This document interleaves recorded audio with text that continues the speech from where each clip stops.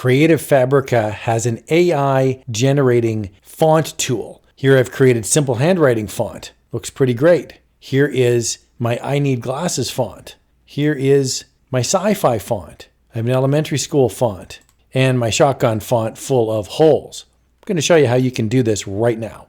All right, so when you access the main page on Creative Fabrica, you're going to look for the menu. Click on it, and I'm going to scroll on down to Tools. Here, I'm going to see all the different tools that we've got, and there's a new font generator tool right here. That takes you to the new Creative Fabrica font generator tool, and when I click Generate Fonts Now, it'll take me right in to the screen that I was just at the start of this video.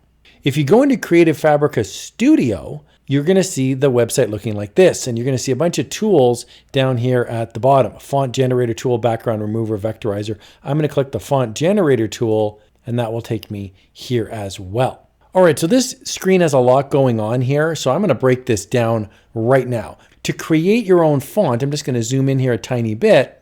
So here I've got a prompt at the top. I'm going to type in fun round font. Now I can click decorative or sans serif. Decorative is a little more cursive, sans serif is a little more straight ahead, but I'm going to click sans serif here and we'll click go. And we can see here it's starting to generate the font. It actually goes pretty quick. Okay, and here is my output.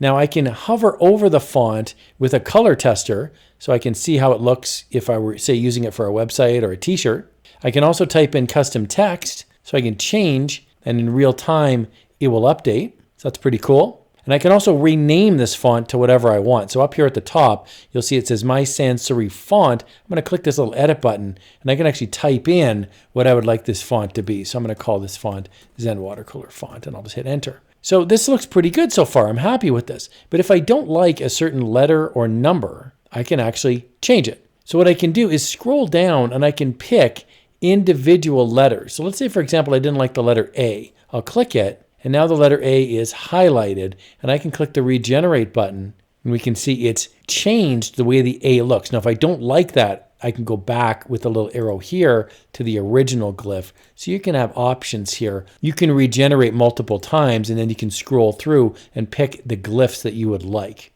Now, your screen may look radically different depending on how much you zoom in or zoom out. So here I've zoomed out quite a bit. You can see all the glyphs here. But if you zoom in like I had before, you'll see very limited amount of letters. So just make sure to zoom in or zoom out depending on your computer screen and your resolution. Now to download the font is over on the top right-hand side. You click download font and it'll give you a TTF file, which is a true type font file, and I can stick them right into my drive on my laptop. So you can simply download and then install and use it right in Word or Excel, whatever application you're using. To create another font, you can simply go up here to the plus button. That gets you back to the font generator tool, or you can go right back to the home button, which is on the top left-hand side. That takes you back to Creative Fabrica Studio. And from here, I can go into any number of the tools, or I can go back into font generator if I so choose. Another thing I really like is over on the right-hand side, you can actually peruse other people's fonts that they themselves have created. For example, I really like this one. I'll click on it, and we can see here's the prompt that they used. A futuristic glyph style with jagged, corrupted edges, blah, blah, blah. Cyberpunk terminal, decorative. That's pretty cool. So if you really like this font, you'd like to use it, you can either copy the prompt if you wanted to build on it, or if you just want to use it as is, you can simply click the download button right here, and you'll actually download this font. So here, for example, I've pasted in that prompt that we just saw, but I'm going to change this now. Instead of futuristic, I'm going to go retro. So a retro glitch style font, and I'll just click decorative, and then I'll click go. And check that out. By simply changing one word, I've radically changed the way the font looks. If you love it, amazing, you can download it. If you hate it, you can change the prompt and you can go again. And you're really just limited to your imagination. So I highly recommend going through the different fonts and seeing what people are writing. It can give you some great inspiration when you want to create your own fonts as well. I'll put a link to Creative Fabrica in the video description below. If you're using it already, I think it's an awesome deal. So glad you're on board. If not, highly recommend you give them a shot.